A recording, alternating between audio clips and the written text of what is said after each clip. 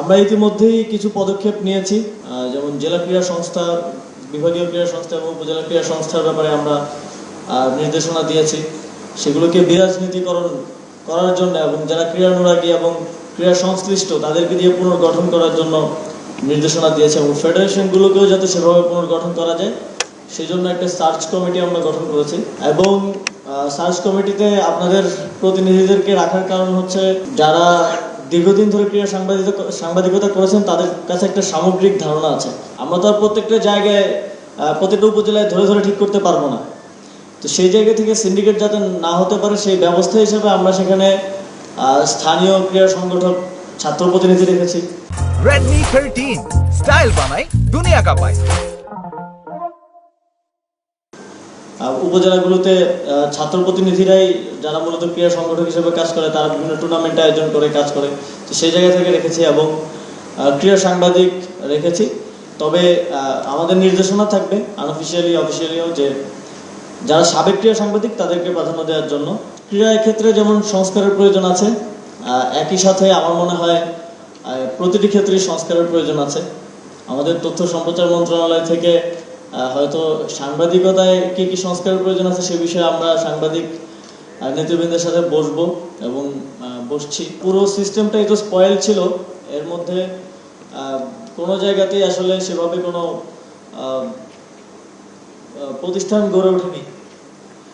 যেমন আমি জানতে পারলাম যে সাংবাদিকতায়, পুরো সাংবাদিকতায় আপনাদের কোনো বেতন কাঠামো নেই, বা হচ্ছে যেটা একটা সমস্যা হিসেবে আমাদের কাছে এসেছে, যেহেতু আমি শ্রম ও কর্মসংস্থান মন্ত্রণালয়ের দায়িত্ব আছি, তো সেটা নিয়েও হয়তো আমরা কাজ করব। ক্রীড়া সাংবাদিকতায় যেটা আমি নট অ্যাজ এ অ্যাডভাইজার, একজন সাধারণ মানুষ হিসেবে, একজন ক্রীড়ানুরাগী হিসেবে যখন আমি ফলো করতাম, আমি যেটা দেখেছি যে আসলে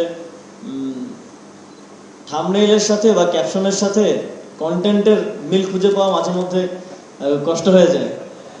তো আমার মনে হয় এই জায়গাগুলোতে যেহেতু আপনারা দায়িত্বে আছেন, আপনারা আরও বস্তুনিষ্ঠভাবে কিভাবে করা যায় এবং অ্যাজ এ স্টেক হোল্ডার কীভাবে সহযোগিতা করা যায় সেটার দিকে মনোযোগ দিবেন। মাঝে মধ্যে দেখা যায় কিছু নিউজ অনেক প্লেয়ারদেরকে মানে ইনস্ট্যান্ট বড় একটা টুর্নামেন্টের আগে প্লেয়ারের সাইকোলজিকে ডিস্টার্ব করার মতো অনেক নিউজ হয় এবং সেগুলো অনেকগুলোই অ্যাজাম্পশন বেসড নিউজ আমি দেখেছি আর কি। আমি অ্যাডভাইজার হিসেবে বলছি না, আমি এটা একজন দর্শক হিসেবে দেখেছি। তো সেই জায়গায় আপনারা পরিবর্তন আনার চেষ্টা করবেন, বস্তুনিষ্ঠতা আনার চেষ্টা করবেন। এবং আরেকটি ব্যাপার থাকবে যে ক্রীড়াক্ষেত্রে ইনভেস্টিগেটিভ জার্নালিজমটা হওয়াটা অনেক বেশি জরুরি। তাহলে আপনারা আমাদেরকেও চোখে আঙুল দিয়ে দেখে দিতে পারবেন যে কোথায় কোথায় অনিয়মটা হচ্ছে, দুর্নীতিটা হচ্ছে। ইতিমধ্যে আপনারা করেছেন এবং সামনে আপনারা আরও এর পরিসরটা বৃদ্ধি করবেন। এটা আমার আপনাদের প্রতি একটা অনুরোধ থাকবে। অনিয়ম দুর্নীতিটা কোথায় কোথায় হচ্ছে প্রত্যেকটি ফেডারেশন, ক্রীড়া সংস্থা বলেন, প্রত্যেকটা জায়গায় সেদিকে আপনারা মনোযোগ দেবেন। এবং একটা গুরুত্বপূর্ণ ইনসাইট আমি পেয়েছি, আমি নিজেও যখন গ্রামে যাই তখন আমি দেখি যে আমরা যখন ছোট ছিলাম এর আগে তো আরও বেশি ক্রেজ ছিল যে স্থানীয় খেলাধুলার। তো এখন যখন গ্রামে যেতাম আমি দেখতাম যে মাঠ খালি পড়ে থাকে।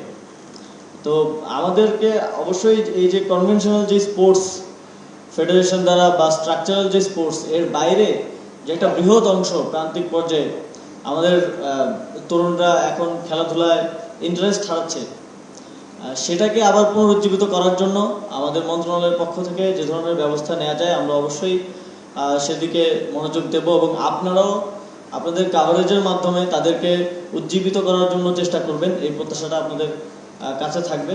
আসলে আমাদের সব কিছুর অবস্থাই তো খারাপ, আপনি স্পেসিফিক বলতে পারবেন না যে এই কয়েকটা জিনিস ভালো আছে। তো সব কিছুই আমাদেরকে ঠিক করতে হবে। আমি অবশ্যই সময় করে পরিদর্শন করার চেষ্টা করবো, আমি ইতিপূর্বে করেছি এবং ওইভাবে আগে থেকে খবর দিয়ে না হুট করেই আমি চলে যাওয়াটা আমার ওইটাই ভালো লাগে এবং আসল যে চিত্রটা সেটা তখন আমি দেখতে পারি।